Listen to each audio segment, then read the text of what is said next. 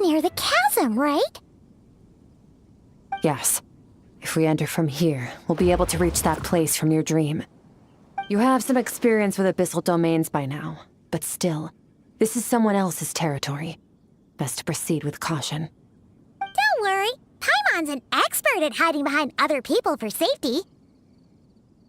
Oh, but, that means you need to stay safe, traveler.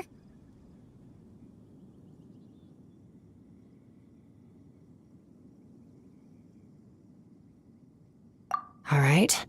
Remember your training. Time to put it to use.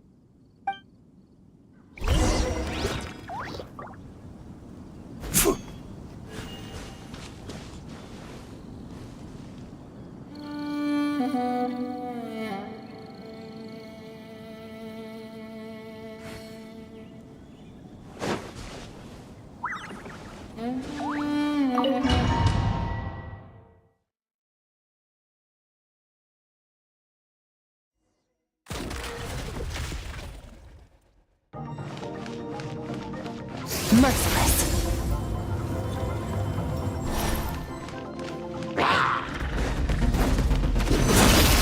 Into the void!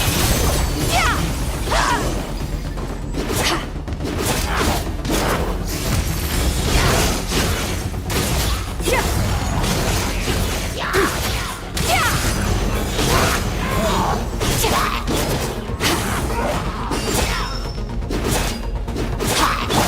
Water jet!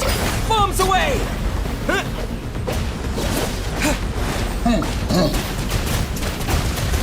Go! Mine to wield.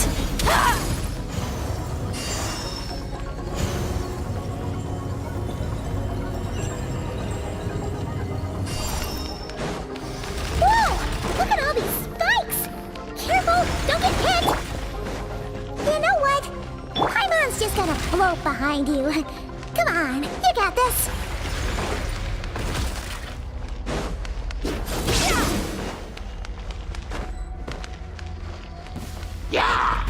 Merciless. Paradigm shift.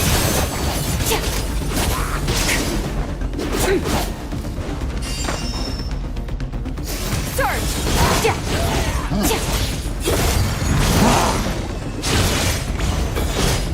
Power.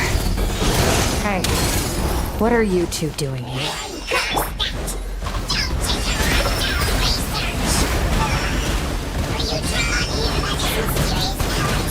Dusty, like an abandoned house. Let's press on.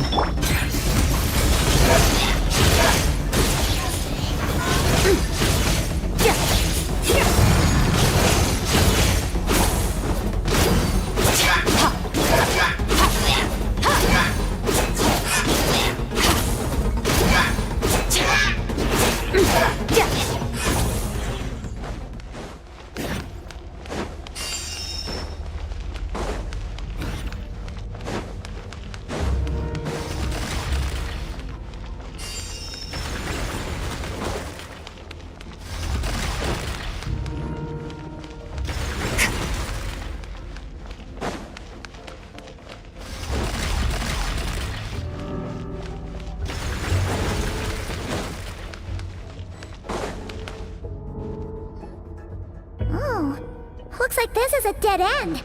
Did we make it to his hiding place? Ugh!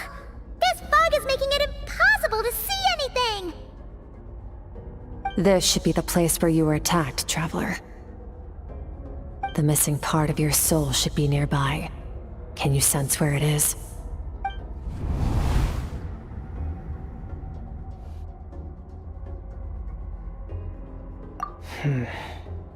Our opponent must have covered his tracks just in case. Otherwise, you should have sensed it much more strongly. Hold on! Look! The spikes are back! Stay calm. Let's hold back a little. Give our enemy some wiggle room so we can see what we're dealing with. If you're too reckless, you might be playing right into his hands. Our enemy took part of your soul for a reason. It's likely he integrated it into his attack somehow. If we're smart about this, we can track it down.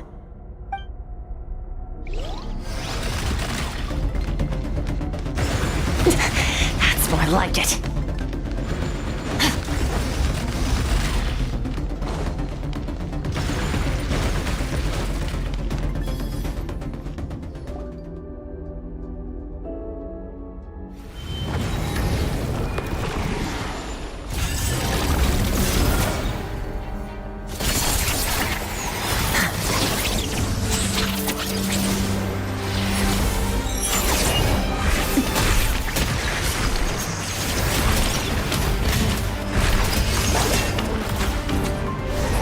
From the start, the attacks have been focused on me.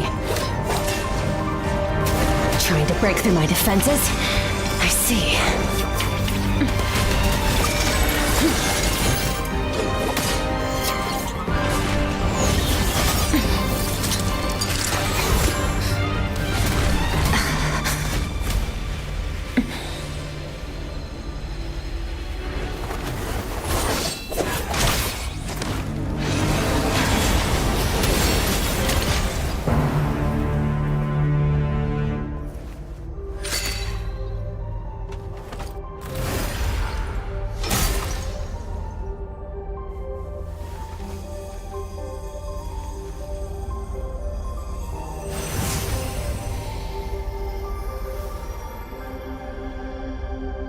There. I got it back. Traveler! Skirk! What happened? It looked like Skirk just got...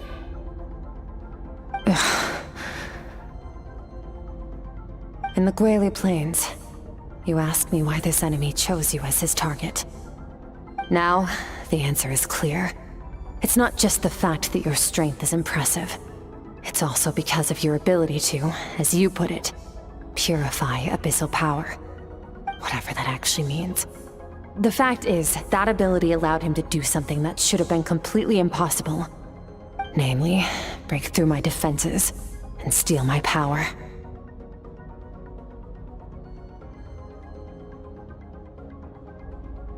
No, he couldn't have known I'd come to his domain. He only stole your soul fragment because he knew the value of its power. I doubt he expected it to come in handy so soon. Call it fate if you want. I believe that's the term they use in this world for arbitrary coincidences like this. In any case, it works to our advantage. Once I realized what he was using that power for, it gave me the chance to get back what you lost.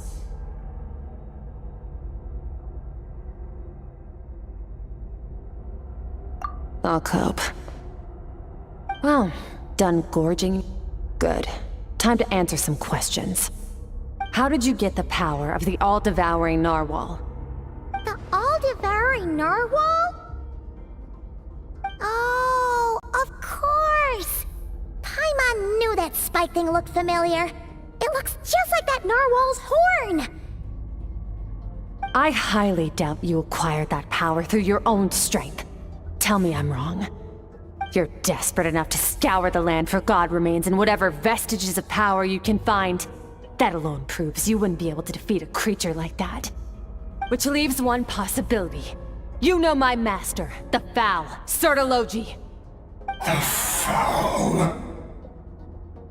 Who dares call him Foul?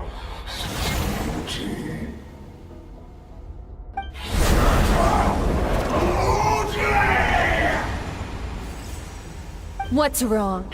Bit off more power than you can chew? You're struggling to hold a basic conversation. Just a little longer. I'm still...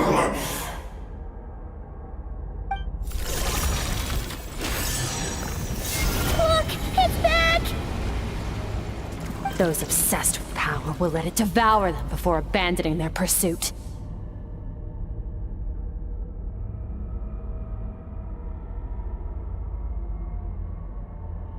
Keep calm and use reason to decide the best course of action.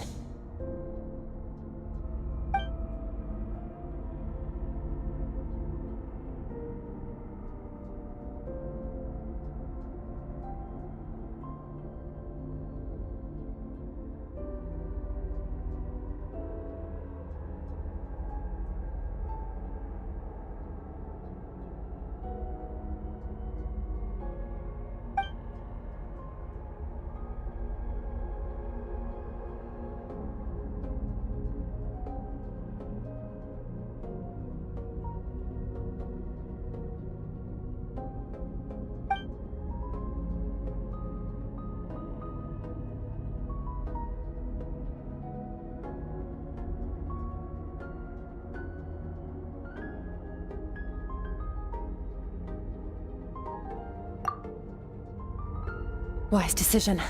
Final victory doesn't always come after a single battle. You've got your soul fragment back, so we both got what we came for. Let the enemy draw breath while he can. It won't be for long. Get us out of here, Traveler. You'll need to lead the way this time.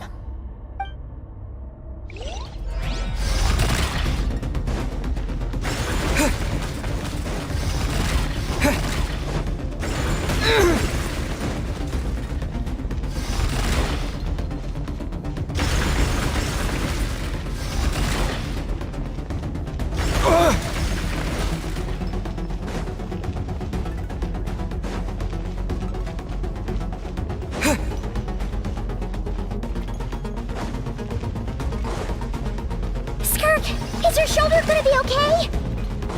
The wound is minor. It'll heal in no time. You should focus on getting out of here alive instead.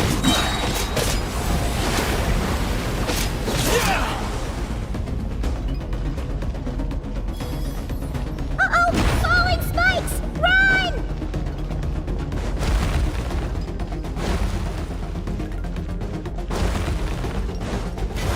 Water jet!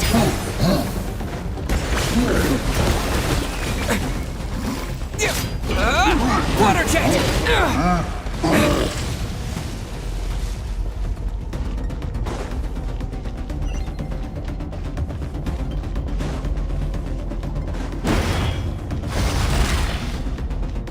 Watch out!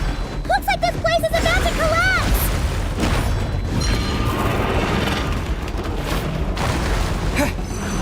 So, this guy's power has something to do with the all-devouring narwhal. Did you know that all along, Skirk? I had my suspicions.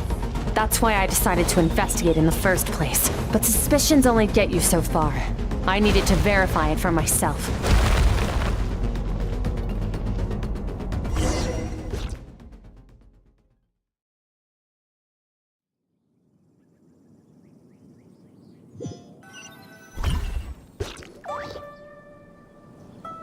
Phew. Oh, we should be safe here, right? I no longer sense his presence. Can't have followed us out of that abyssal domain. Weaklings like him will find that my power is not so easily controlled. He won't be leaving that place until he's managed to digest it.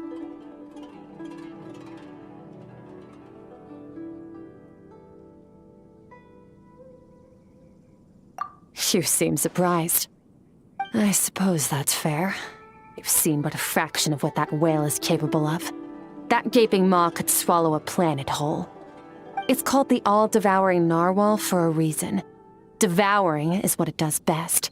It can extract power from anything, dead or alive, as long as it manages to make physical contact.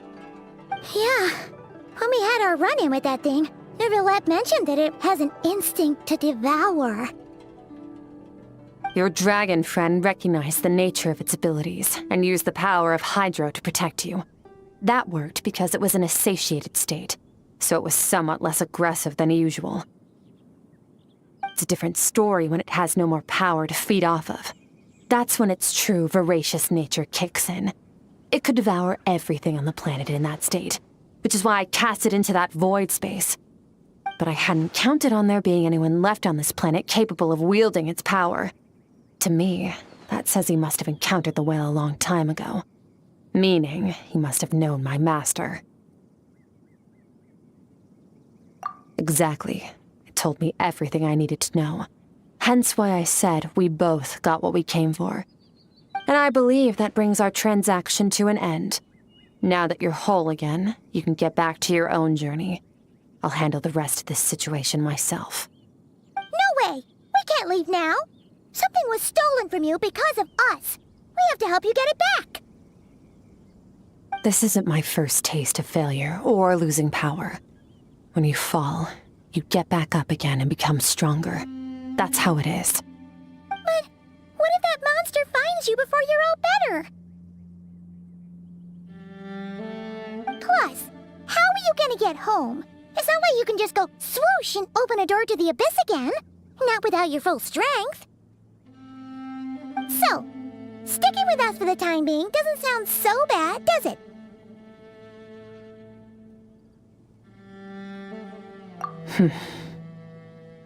Fair enough. Then take this. What is it? A bag of Mora. Nothing in this world is free. I know that much. I'll leave the planning to you. Hurry up and decide where to go. We shouldn't linger. We should take Skirk somewhere she can rest. But where? He'll know something about Master. I'm sure of it. Next time, I need to be ready. Fine. It was just a scratch. It'll take time to recover my strength, of course. But adapting to situations like this is nothing new for me.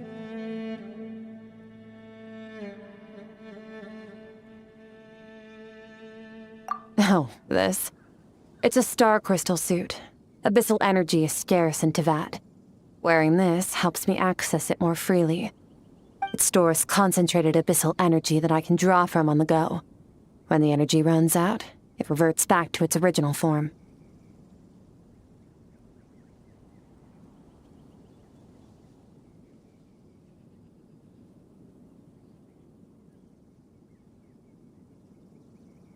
Fine.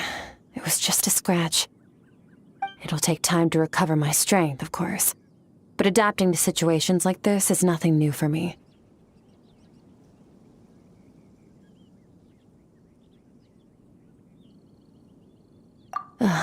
Found somewhere to rest.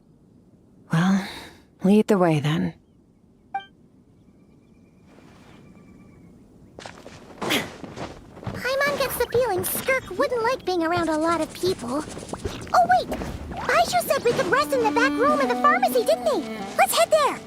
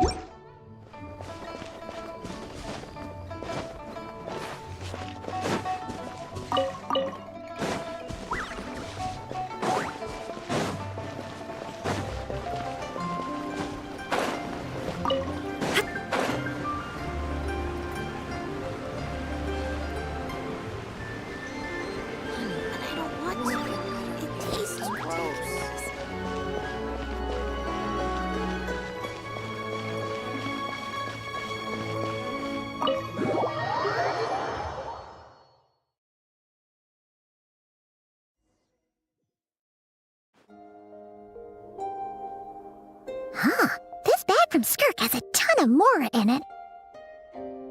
Does she have a job or something? Wait, no. After what we saw at Wamin Restaurant, that seems impossible. Can you imagine? It would go something like... I'll be collecting my paycheck now, boss. Oh, sure thing. Wait, who are you? Have we met? Can't hold a job if you make everyone forget about you. So, what did you do to get all this Mora?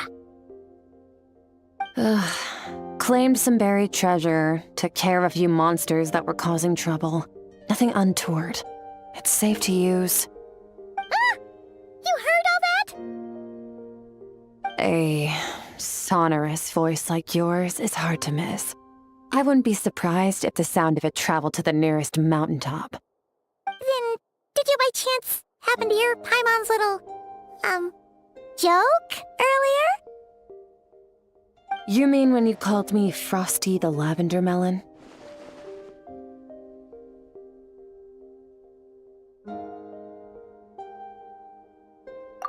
No, sorry. Paimon totally misspoke just now.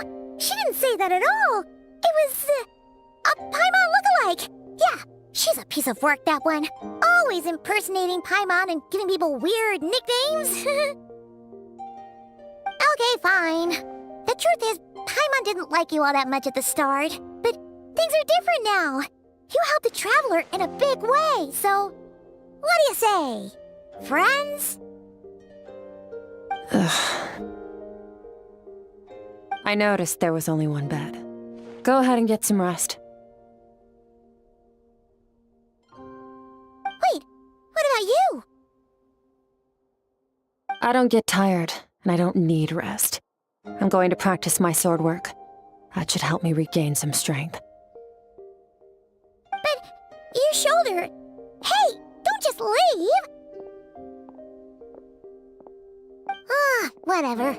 Let her tire herself out. She'll come back eventually. Let's get some sleep, Traveler. That comfy bed is calling, Paimon.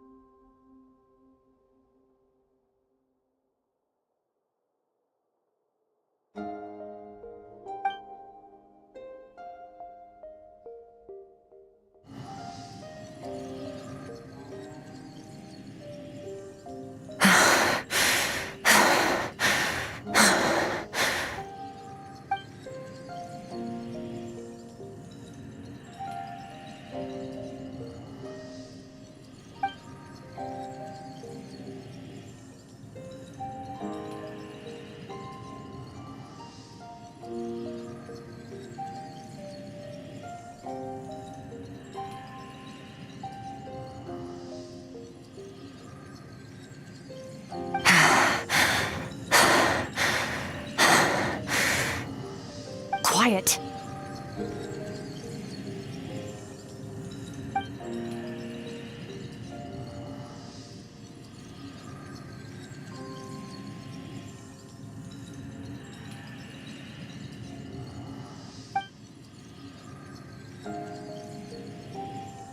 Do you even remember how many of us perished in that fire?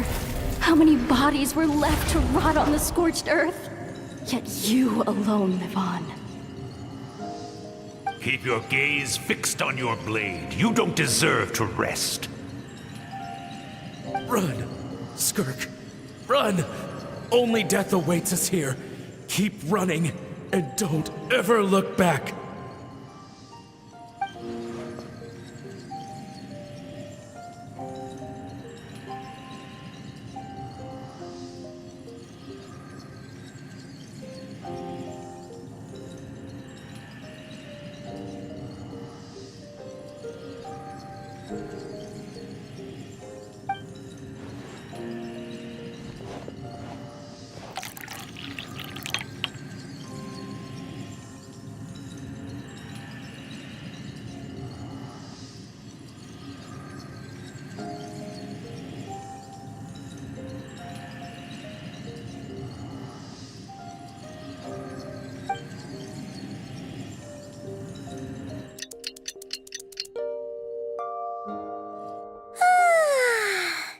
Getting an early night's sleep is the best.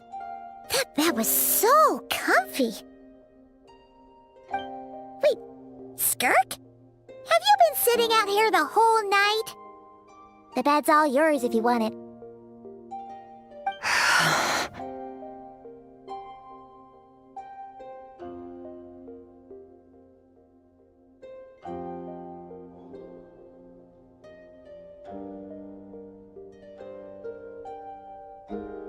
About 60%.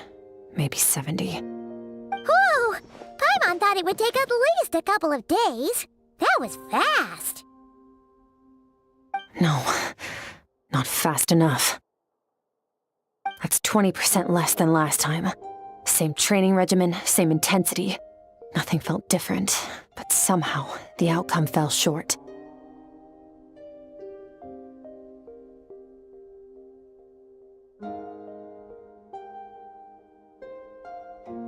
No, I think the problem's with me. I need to meditate for the next 2 days. Deep introspection should help me find the issue. Ooh, sounds intense. We'll watch over you in the meantime, then. Thanks. See you in 2 days.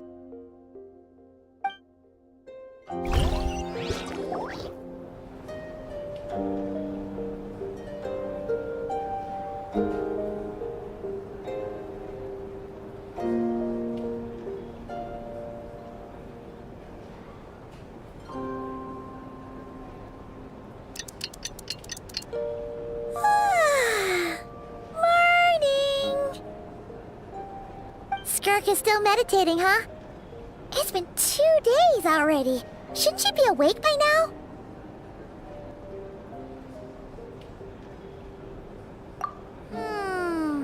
Paimon can't think of anything we can do to help. Oh, wait! Breakfast! That's it! Paimon will go get breakfast! Skirk is gonna be starving when she wakes up. Be right back.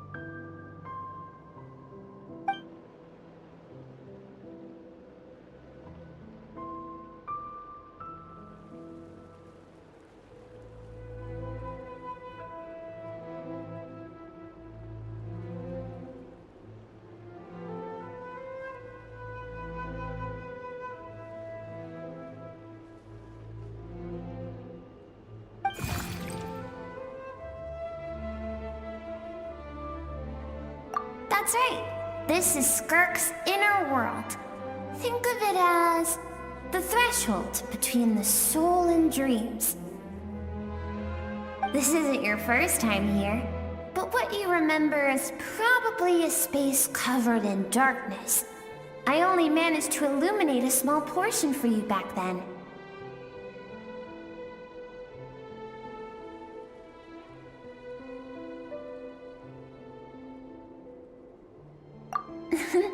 Actually, it's my first time talking to someone like this.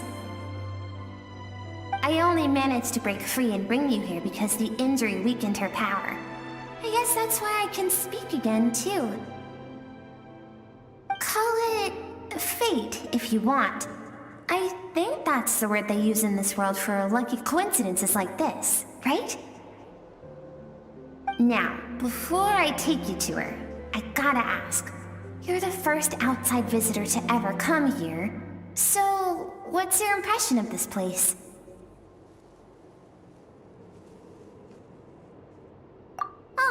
noticed. This river represents Skirk's strength. Strength accumulates over time. It is the summation of a person's lived experience.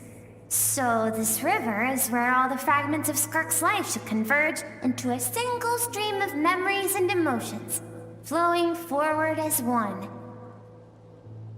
But as you can see, this river has been severed numerous times. It's because Skirk doesn't like who she was in the past. When all she sees reflected in the river is a disgraceful shadow of who she was, she cuts through water and rock with the sword of reason, severs her connection with the past, and begins anew.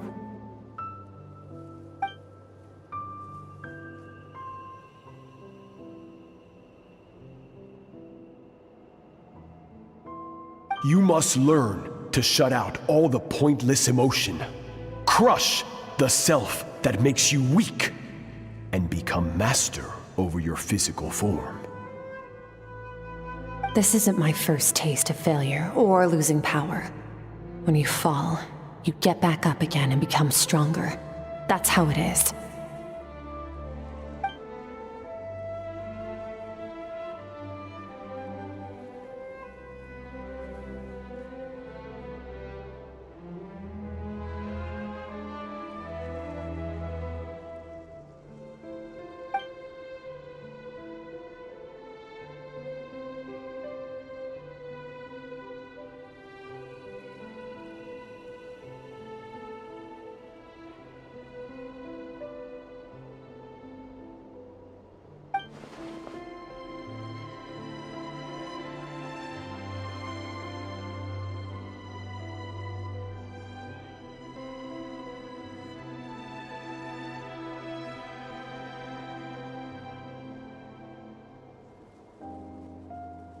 The answer to one mystery invites another question, I see. Let's follow the river upstream. There among the cliffs, among the memories etched into her heart, lies the truth of it all. Soon, you'll understand everything.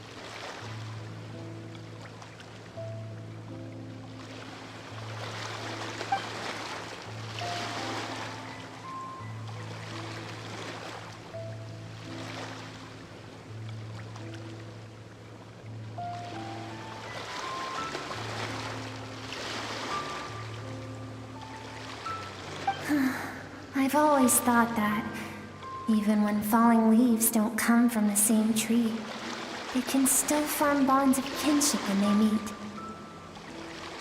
Like meteors, you both made a journey through the stars. Both travelers who have landed on a planet that is not your home.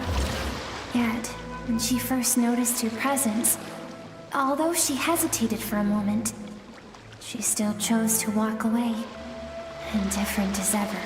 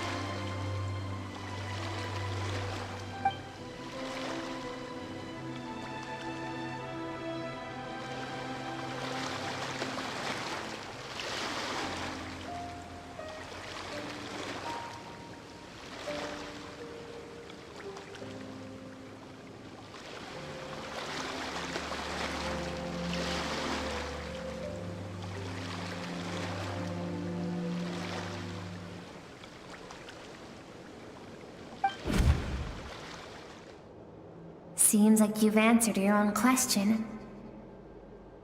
Skirk sees herself as a trespasser in this world.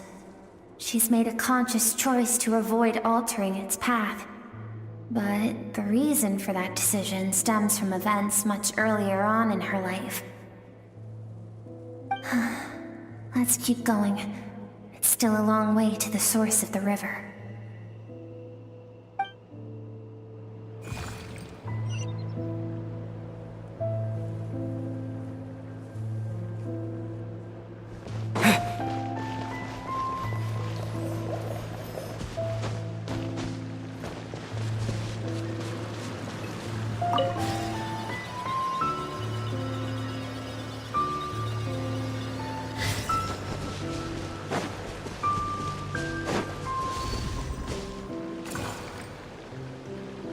You now have what it takes to wield immense power. From this day forth, I shall teach you no more. No one can become a worthy warrior through imitation alone. I have given you fangs and claws. Now, you must learn to hunt. You wish me to travel the world beyond on my own, Master? Indeed. Make new friends. Embark on your own journey. And piece together a new future from the shattered remnants of your past. We will still have contact through the Abyss. But know this. One day, I will take the life you worked so hard to rebuild and reduce it to ashes. Just like the fire that haunts your mind. Why do you do that? I have told you before, fear is the catalyst for human evolution. You have tasted loss. You have known fear, so deep it can be felt in the bones. But as living beings, we all have an instinct to detach from that which harms us. And thus pain dampens over time, and the acrid taste of fear becomes but a distant memory. Yet now, I have bestowed upon you the gift of fear eternal. It will drown you in the nightmare of your childhood, or it shall drive you to defeat me, whatever the cost.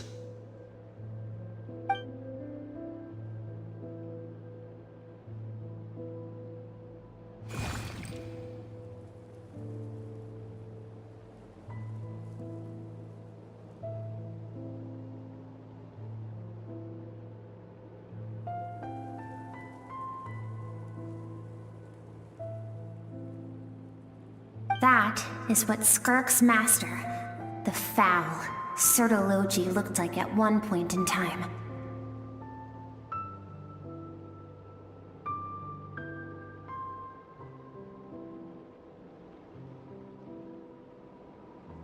Of course, as a higher being, physical form is a triviality to him. He could appear as a beast, a human, or even a monster that defies description. The form you see him in here, clad in abyssal armor, is the one he usually wears when traveling through the stars.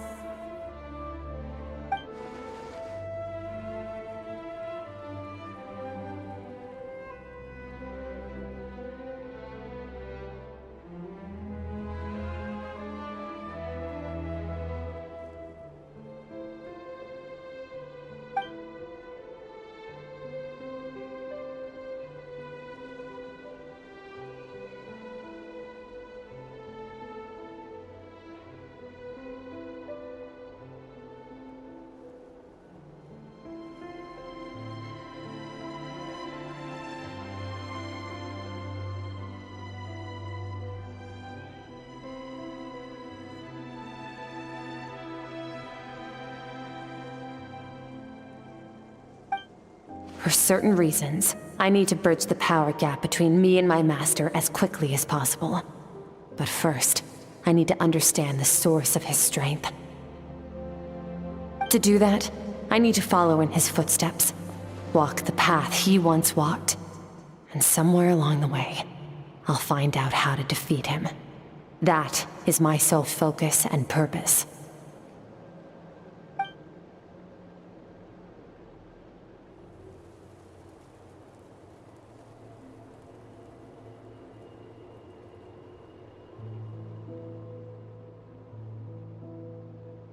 I'll let you in on a little secret.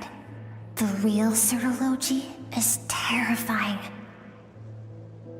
The scope of his power is impossible to understand until you experience it firsthand. It is absolute, the power to crush all things. Shall we keep going? Let's see. We're about halfway there.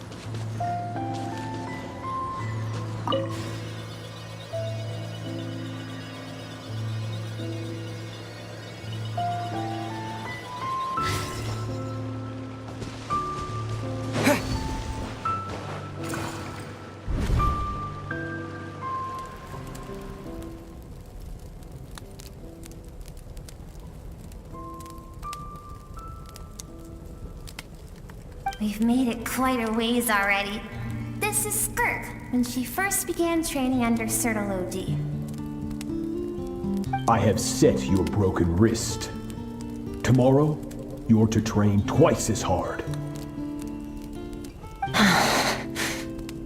No tears this time. Good. Attempting to garner sympathy through tears is a habit of the weak. A pitiful, useless ploy. Can I ask a question, Master? Why did you save me? I keep thinking, maybe it would be better if I had died. I wouldn't be haunted by that fire all the time. I wouldn't have to go on like this. I saved you because I have a plan for you. It has been too long since I fought a battle that demanded my full strength, and I hunger for it. Every so-called genius and prodigy I have faced has crumbled like sand underfoot. Before me, even fate bends the knee. So, I will teach you everything I know. Train you by whatever means necessary, in the hope that one day, you might surprise me. But I don't want to draw my sword against you, Master. What you want matters little. Among the boundless sea of stars, the cries of the weak are but faint murmurs that disappear into the void. You of all people know that well. Yes, Master. From that day forward, all she knew was grueling training, emptiness, and fatigue. After some time, her talent bloomed, and she gained control over her emotions, like her master. How should I put it? It was not that human emotion disappeared from her heart, but that reason came to dictate all she was allowed to feel. I suppose it was at this point that she became the Skirk you know today.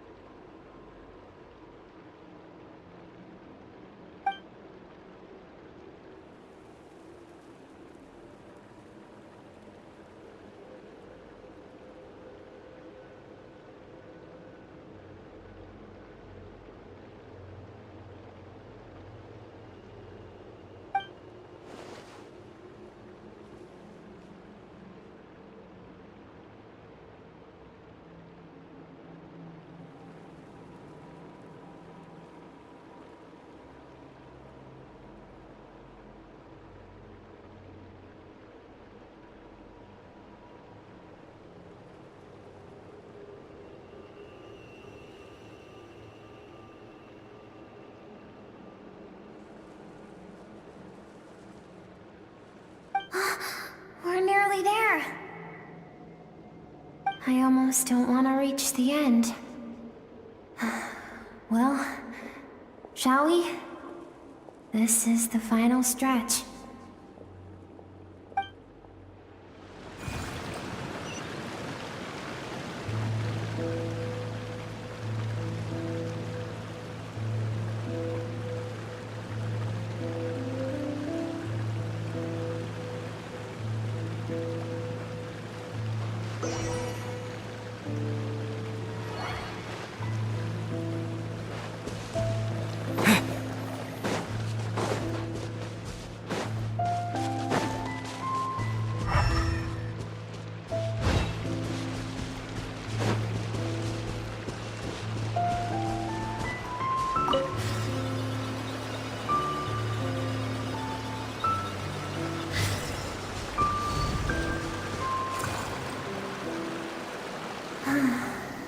These are Skirk's happiest memories.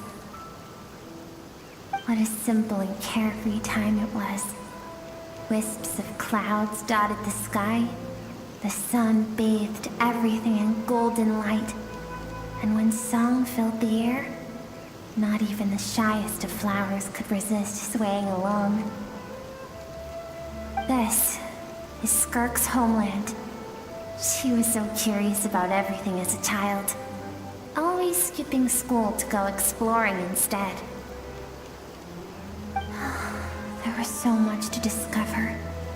The treasures at the bottom of the sea, the secrets beyond the stars, and that merchant ship packed with adults wearing those strange clothes.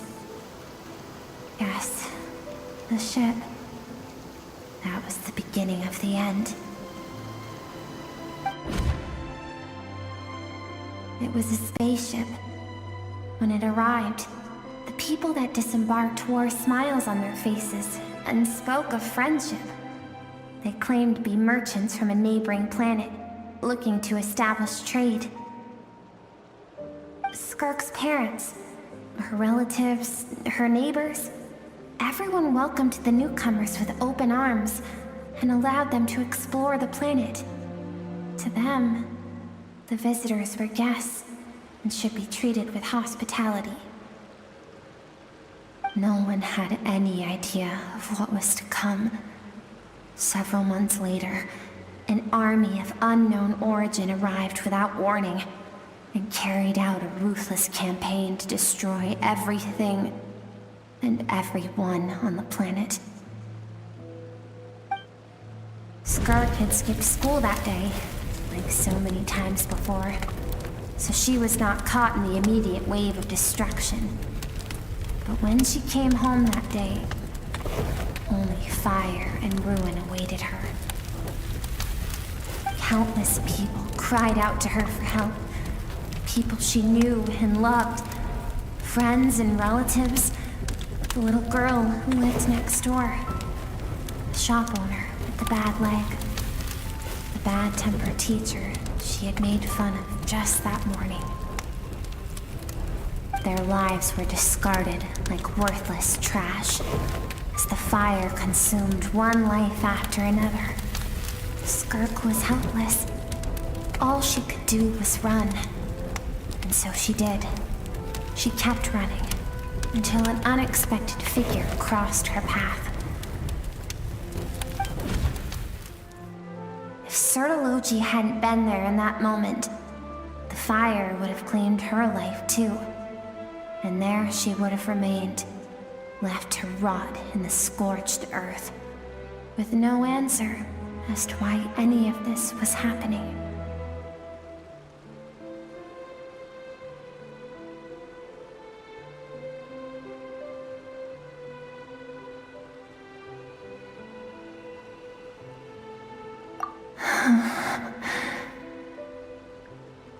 Because she and her people were seen as a threat.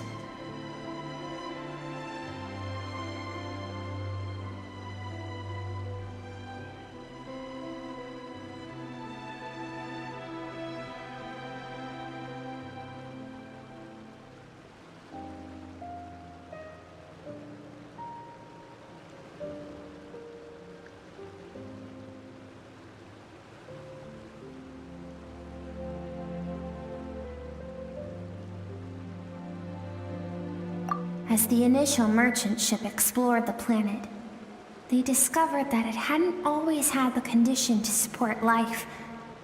Yet there was evidence of human activity, even during the periods of extreme heat or cold in the past.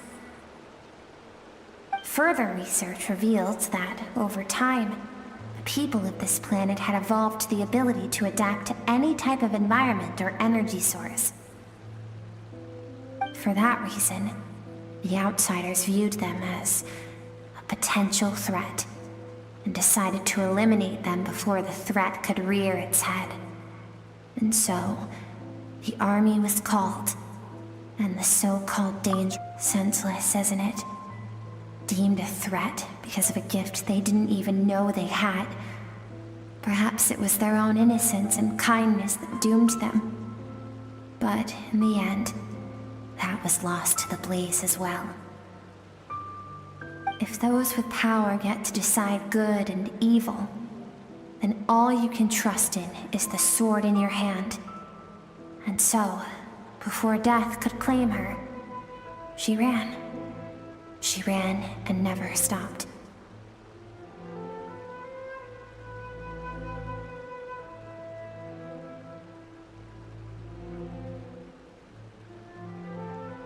No one wants to relive their most painful moments.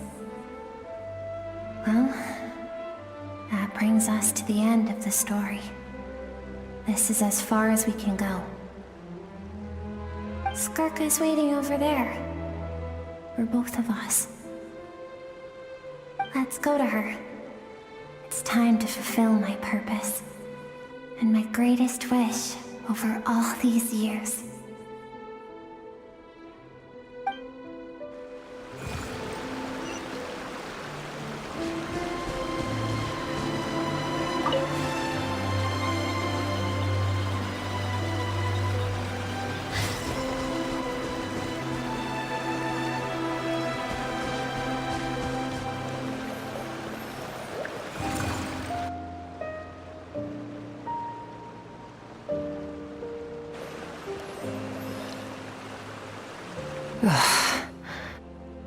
So all this, just so you could bring him here.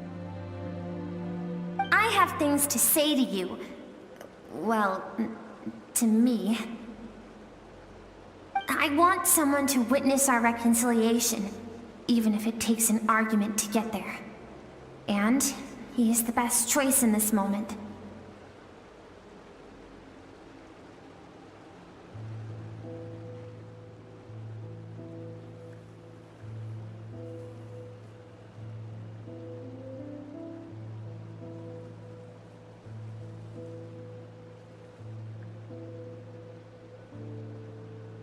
Her suppressed emotional self.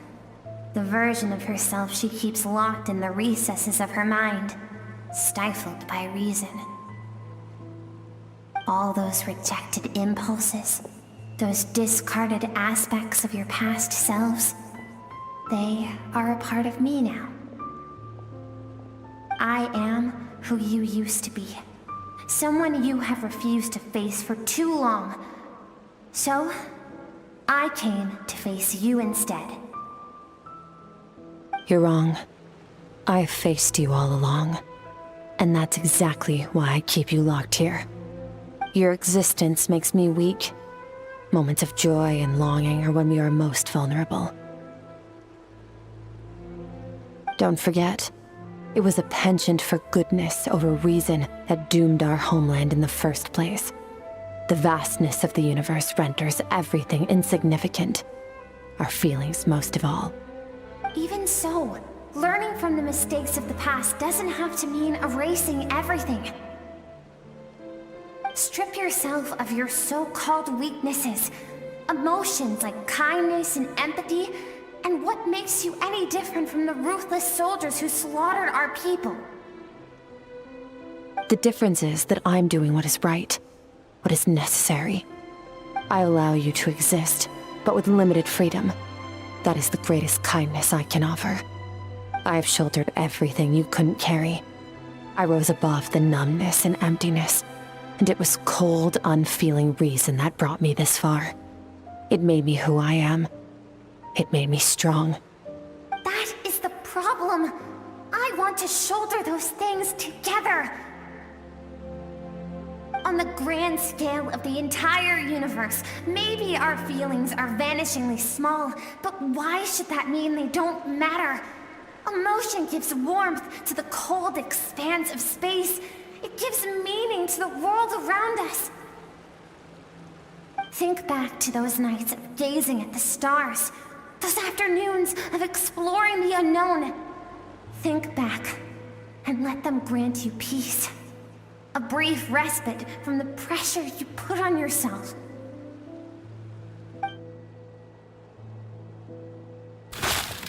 That isn't what we need.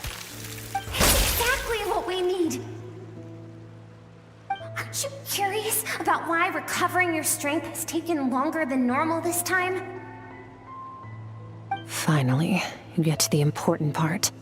That is the only answer I came here to find. Then look around. Look at your inner world. You cast aside your dreams and curiosity, and in doing so, you lost your original motivation.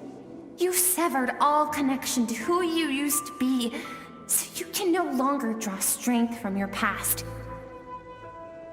Now, the only things driving you forward are fear and survivor's guilt.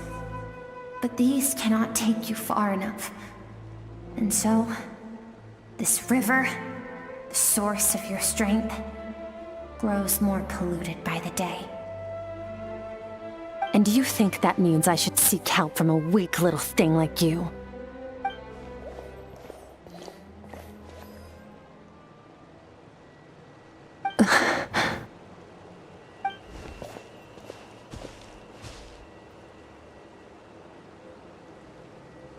Thank you for saying that. I knew bringing you here would be the right choice. To be honest, I'm not here to argue with you. This isn't about who's right or wrong. And in fact, I agree that in order to make it through the wake of that tragedy, we had to distance ourselves from the pain through reason over emotion. But what is right at one point in time isn't always right forever. I know you will never forget that fire. I know the fact that you were the sole survivor fills you with guilt. And I know that among the voices that haunt you, mine is there too. Because deep down, you know that you didn't turn out to be the person you wanted to be. All those unfulfilled hopes are like knives to the heart. And I don't want you to hurt anymore. So even if you can't accept me, I hope, at least, that you can let go. I keep thinking, maybe it would be better if I had died. I wouldn't be haunted by that fire all the time. I wouldn't have to go on like this.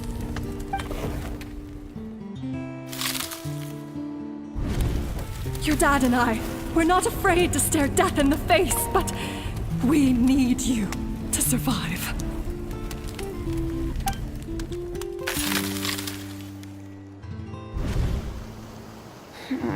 I'm sick of being a kid.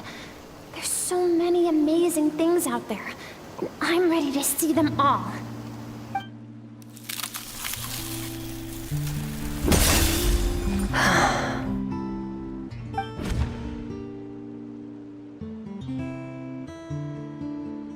I remember.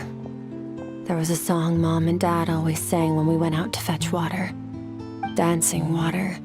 The sand along your path is begging for your song and movement. Will you carry this burden with you on your journey?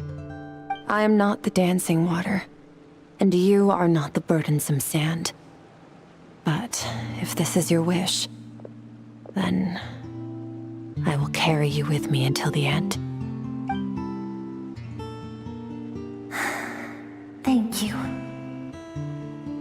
I should be thanking you.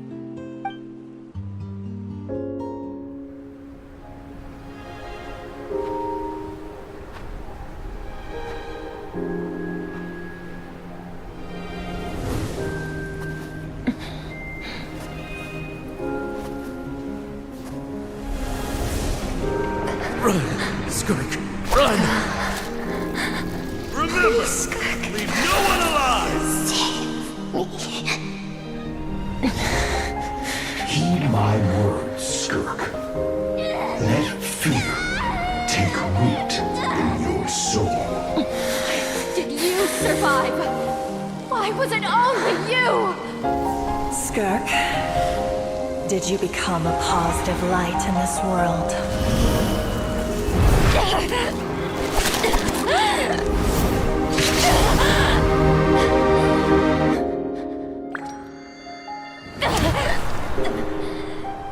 Hey, this doesn't have to be the end.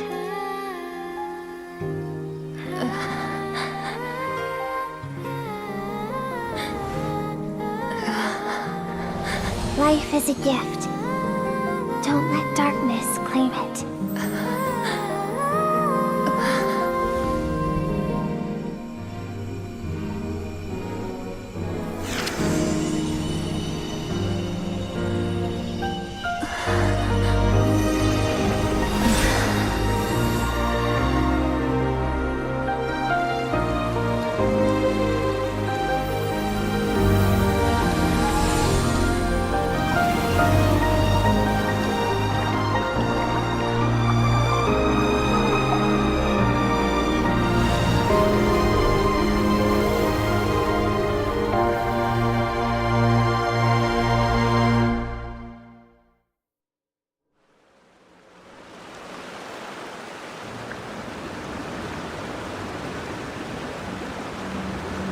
So, you saw my memories then. I once asked my master if survival of the strongest was the law of the universe. He said no. But in a world without order, those with no moral boundaries tend to be the ones who survive.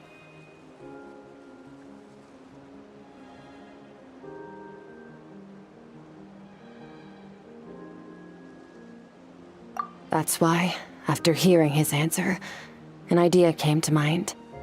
An idea that, one day, I would create a new world order. One in which there would never be another tragedy like that fire. One in which power was not the law of the land. But that means I must defeat him. Because my master, Surtalogi, is, at the core, a defier of all rules and order.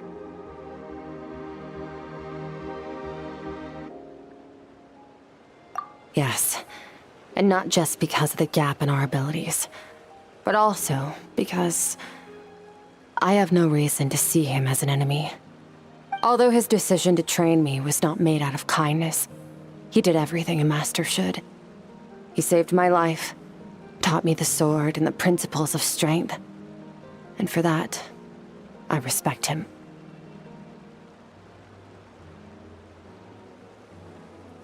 I know. And it's not something I want.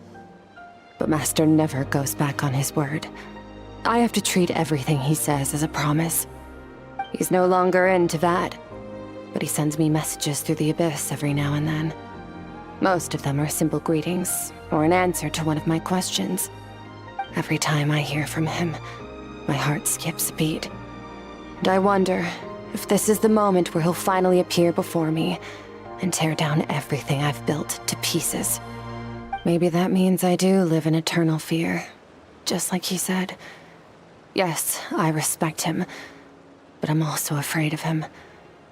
And for that reason, the pursuit of strength consumes every moment of my life. I don't know what Master has planned, but I have to be ready.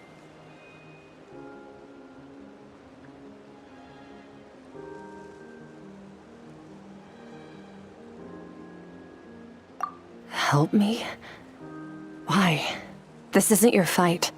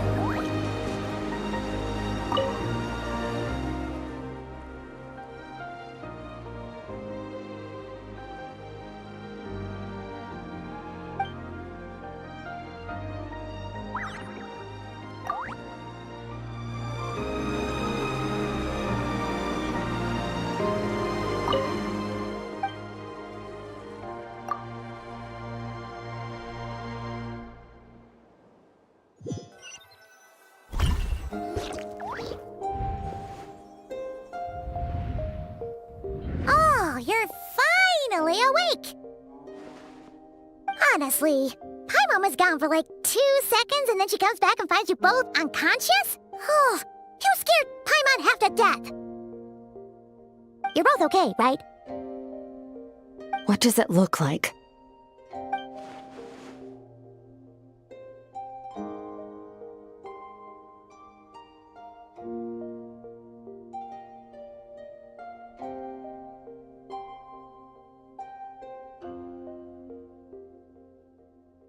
Only water from the source can cleanse the rot and filth that flows from the past into the future.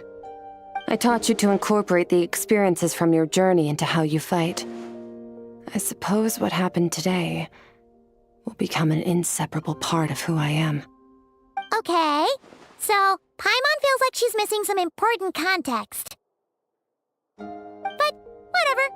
Paimon brought back tons of delicious snacks! Let's dig in!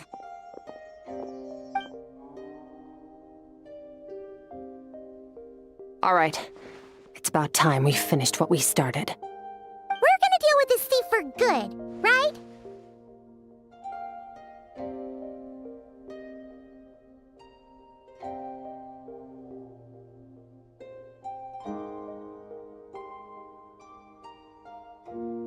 This time, I'm not going to tell you to hold back. But having digested even more power in the meantime, he's going to be tougher than before. The good news is, we have no reason to pull our punches this time.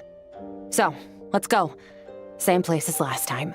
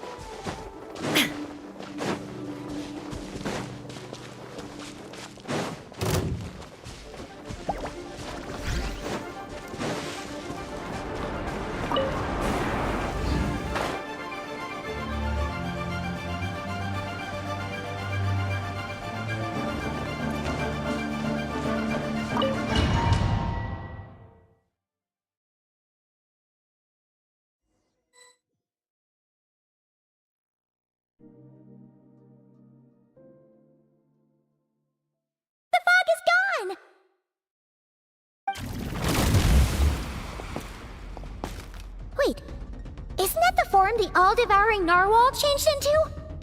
How come he knows that, too?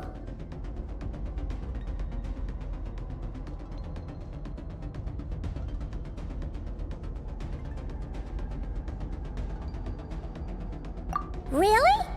So, you're telling Paimon that giant whale and this guy can both turn into the fowl? How does that work? It's a subconscious instinct. Any intelligent being who longs for his level of strength is bound to mimic his appearance. It's a natural response after encountering someone as powerful as Master. To them, he represents ultimate power. We know the person before us has encountered Master, and we know he stole a portion of my power. So it's not surprising that he would assume this form. Okay. Oh, that closer Paimon looks, the more intimidating it gets. Nervalette isn't here this time, so it's up to us. He won't have the nerve to steal again after we're done with him. Let's teach this guy a lesson.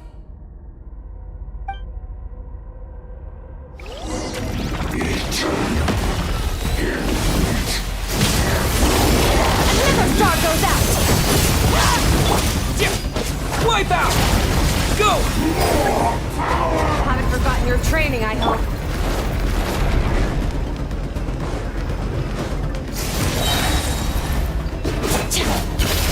Paradigm shift!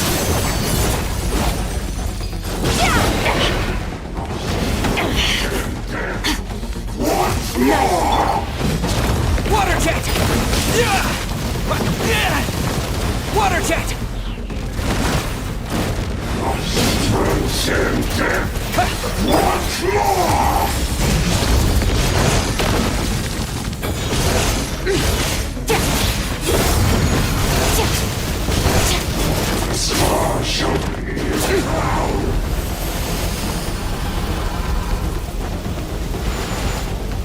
Extinguished!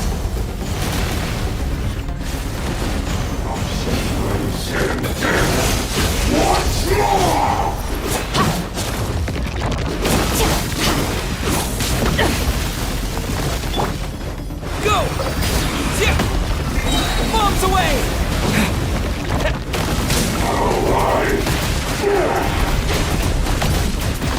Water jet!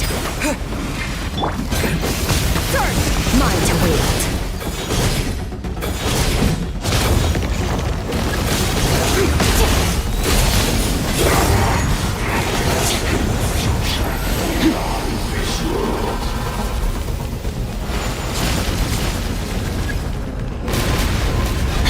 Fearless. Another star goes out.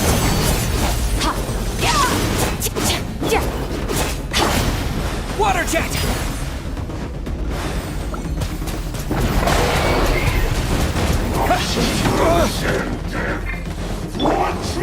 Merciless. Into the void.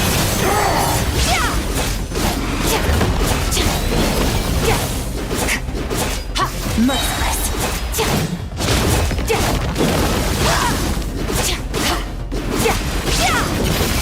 Another star goes out.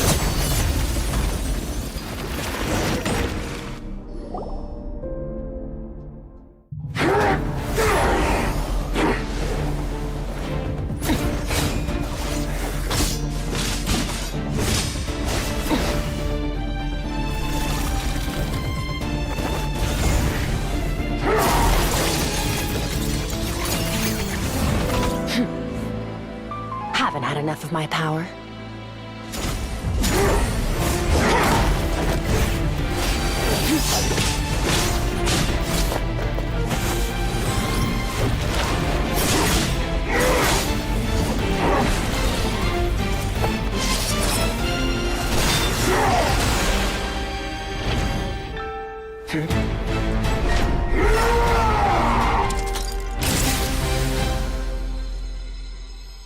Well then, let's see how much more of this power you can handle.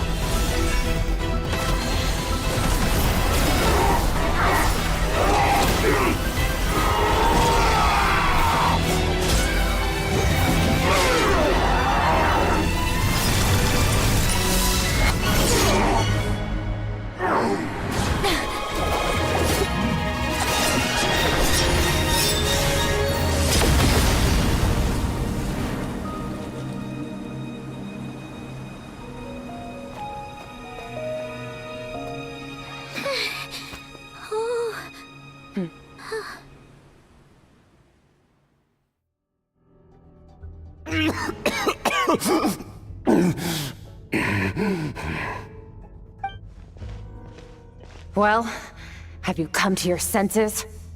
You saw that my body was at its limit.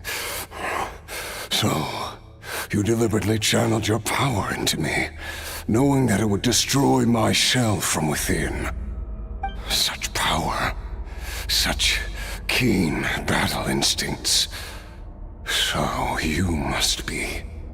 Skirk. Surtalogi's disciple. How long has it been? How long has he been away from Tevat? Hundreds of years. Hundreds? Sorry, it's a lot to take in. I should introduce myself. I am Skirk, a friend of your master and one of his followers. This is the first time I've heard your name, Skirk. But hundreds of years ago, I knew you existed. And I knew you would come here. Hundreds of years ago? Sounds like you and Master have quite the history. Care to tell us about it? Of course. Might as well take advantage of a clear head while I can. The story starts a long, long time ago. I was born into a noble family in Conria. As the eldest son, I was set to inherit our title. But I contracted an incurable illness as a child, and everyone gave up on me. I trained the sword harder than anyone else, defeated all of my peers. But it was all in vain. When other people looked at me, all I saw in their eyes was pity, or a strange glee in my misfortune. Even my parents were just waiting for me to die. Over time, my heart hardened, and I became aimless. That was the point where I met your master, Surtalogi. We were similar in age, but different in background. He was born in prison, the son of criminals who had been sentenced to death. He spent his childhood wandering the streets, facing more criticism than the literary works in the Universitas Magistrorum. Yet, he always wore a smile on his face, as if kindness and malice were one and the same, and he could not see the difference. I still remember what he said to me when we first met. You need to fight to survive. Even if it's a losing battle, it should light a fire under you. How can you sit back like this and go down without a fight? That does sound like something he would say. He was the first to acknowledge that I was worth something, and he inspired me to keep going. When we sparred together, it was the first time I'd actually felt the thrill of combat. When I was 10, he stole forbidden research materials and managed to cure my illness. It was like there was nothing in this world he couldn't accomplish. When it came to the human form, he was always intent on pushing the boundaries of possibility. But somewhere along the way, I fell behind. My talents were nothing compared to his, and at some point, I realized he had pulled so far ahead, I was too embarrassed to even ask him to spar. After his grand endeavor was successful, he sought me out and said to me, This planet no longer holds anything of interest to me, so I'm leaving. But first, I have an offer. I can use a power I have just refined to break the curse of immortality for you. Your death was once what we worked so hard to prevent. But the immortality you now face is a different kind of pain altogether. I'll pass. Immortality doesn't sound so bad to me. Since I can't die, it means I have an infinite amount of time to get stronger. Maybe I'll finally catch up to you one day, and we can spar like we used to. Are you sure? I cannot say when I will return.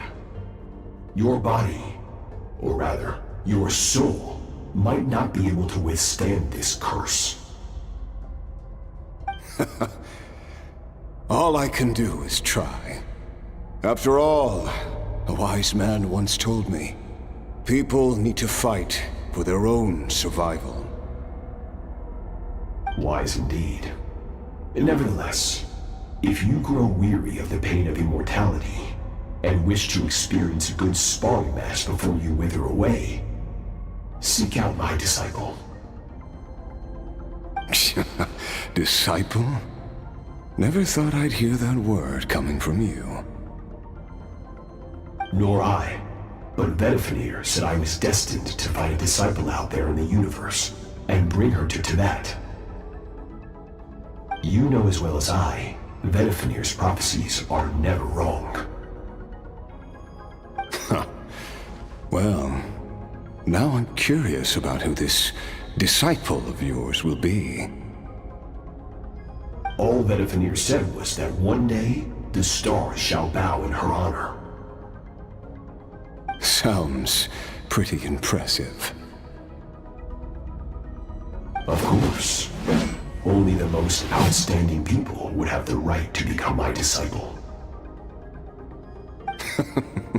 Still self-assured as ever, I see. But you're not wrong. I'll be leading them. Oh, and if you are serious about getting stronger, I left you a little gift in the primordial sea. As I've said before, walk whatever path you want. Freedom means even the wicked get to make their own choices.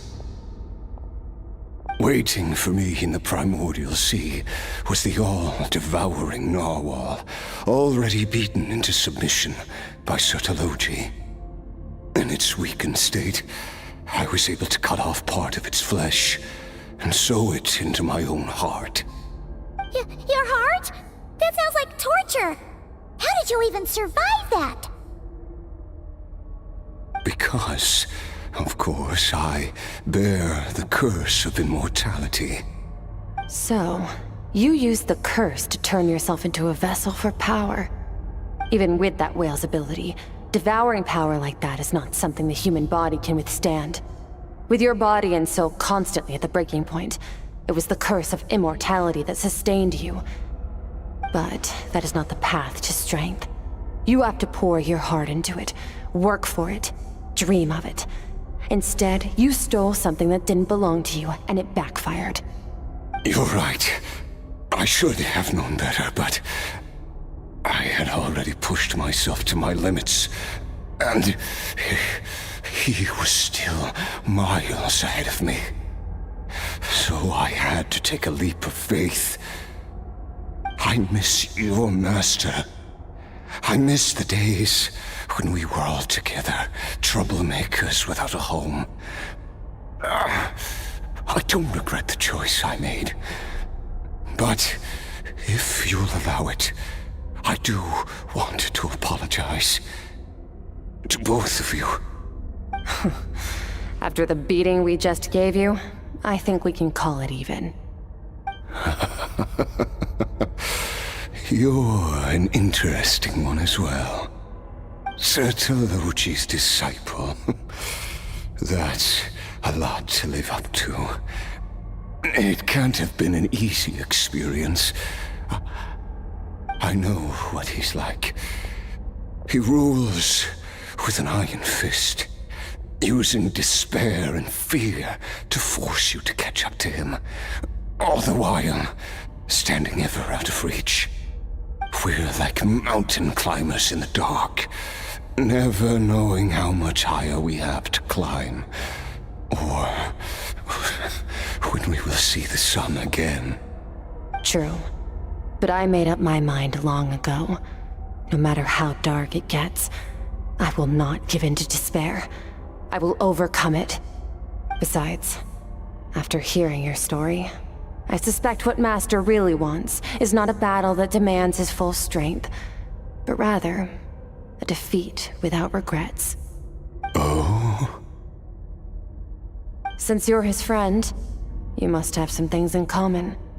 The first time we came here, when you stabbed me through the fog and stole my power, I felt no emotion coming from that spike. But when you had to devote all your strength fighting me just now, I could feel joy and passion emanating from your blade. It was the joy of a researcher discovering the truth of the world, the joy of an artist uncovering a temple of wonders. Interesting. I'm certain I didn't express those emotions outright. Yet you were able to read them from my blade, like a glimpse into my inner world. You're right. That battle brought me an unbridled sense of joy, and my defeat brings me no regret whatsoever. Exactly. I think Master also craves a battle like that. One where his opponent forces him to use all his strength, unlock the extent of his potential, and transcend his own limits. A battle to end all battles. After which, all can come to an end, including, perhaps, his life. For that very reason, good and evil are meaningless to him. He has one purpose, one goal: to complete himself. It's one of the secrets to his strength. Perhaps you're right. Perhaps that is his goal. What a battle that would be. Oh, to witness such a...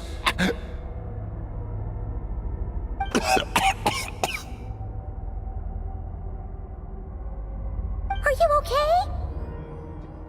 Too many different kinds of power are surging through my body. The curse of immortality allows it all to coexist, but it does not remove the pain. I won't be able to hold on to my sanity for much longer. What a shame.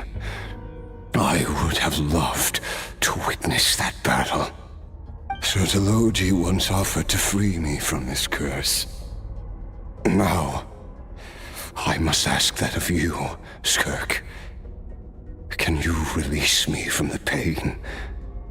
I can, but not through death, if that's what you were hoping for. It's not a suitable punishment for your crime. As an alternative, I can take your consciousness, along with all the power you've consumed, and smash it to pieces. The impurities will dissipate, and under the curse of immortality, your mind and body will regenerate. When that process is complete, you will be back to who you were before, no longer tortured by powers you can't control. But it will be a time-consuming and painful process. The decision is yours to make. I accept. And who knows? Perhaps I'll wake up in time to witness your great battle with Surtalogi. I have faith that you'll be able to stand against him one day. Though I know it'll be a long and arduous road. If we are climbers in the dark, it appears the dawn has finally broken for me. But your ascent continues. At least, it looks like you are not alone on your journey. I will reach the top of this mountain, no matter what it takes. And you, Skofnunger, will be my witness at the end of all things. That's finally over. Let's get out of here. Huh. At least we don't have to make a mad dash for the exit like last time.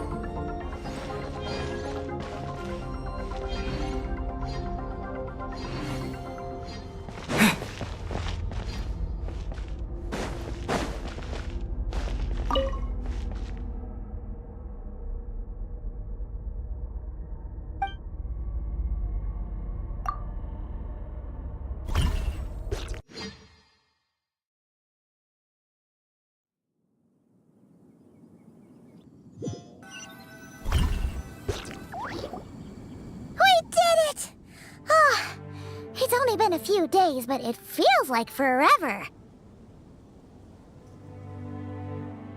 Once again, we've proved there's nothing we can't overcome. We're just that awesome.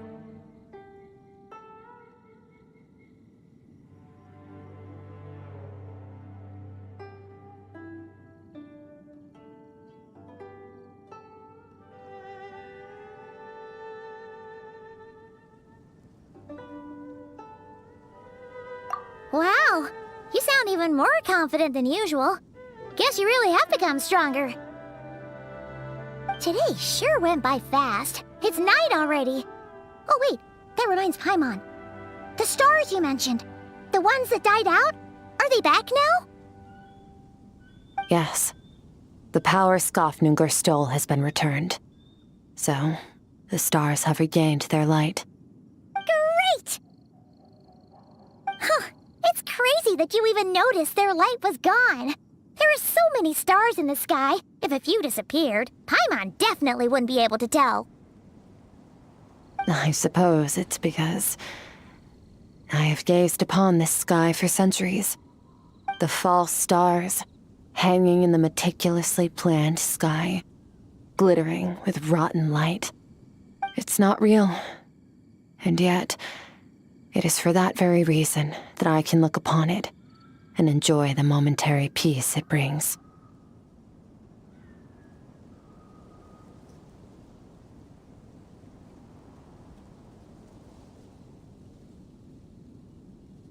Even the most beautiful of bubbles has to burst. We will return to the real universe one day, whether of our own volition or not. Time marches ever forward. Even the innocent and naive will taste life's bitterness. Yet through hardship, we grow until we learn to seize the sands of time for ourselves and uncover our true strength. Though we gaze upon a false sky, its vastness and majesty is palpable. One can only wonder, what is it going to take for kindness to reign supreme in the vast expanse of the universe? Ugh, this is all going over Paimon's head. But if she knows one thing, it's that the Traveler always finds a way.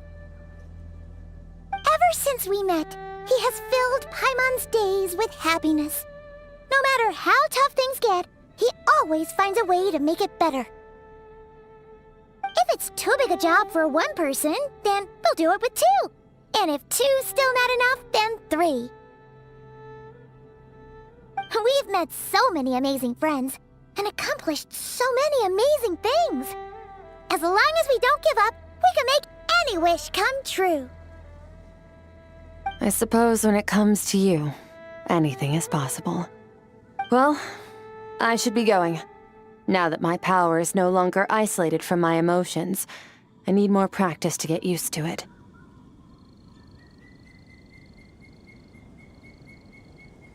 I suppose fate will decide. Maybe we'll bump into each other on the street. Or maybe we'll reunite on a different planet entirely. Regardless, reunions and partings are but passing moments. More than anything, I hope that, at the end of this journey, wherever it takes us, we stand in a world reborn. One without war, pain, or forced partings. One where new life can bloom, even where there was once nothing but scorched earth. For this, we must all work to become stronger.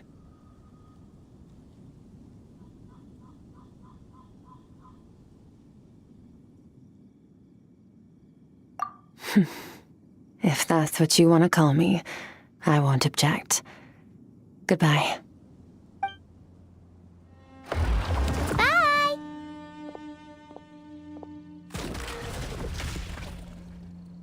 Is it just Paimon, or is she being nicer than before? We definitely count as friends after all that, don't you think? Hey, what do you think about camping here tonight? There's nothing quite like sleeping under the stars. Come tomorrow, we can continue our journey. Oh, and since Paimon treated you to that super nice meal at Wanmin Restaurant, it's about time you returned the favor.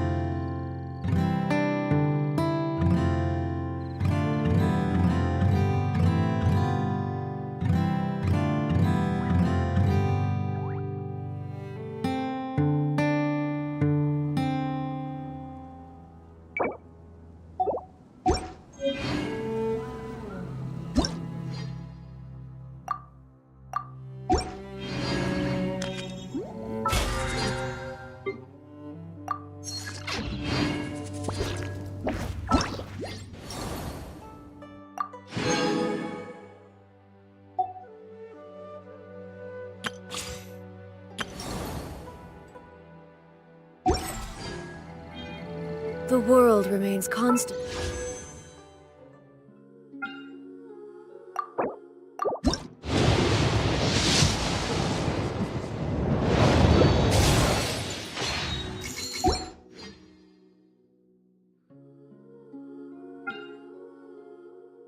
Over the centuries. But human life is like the dew at dawn, or a bubble rising through water.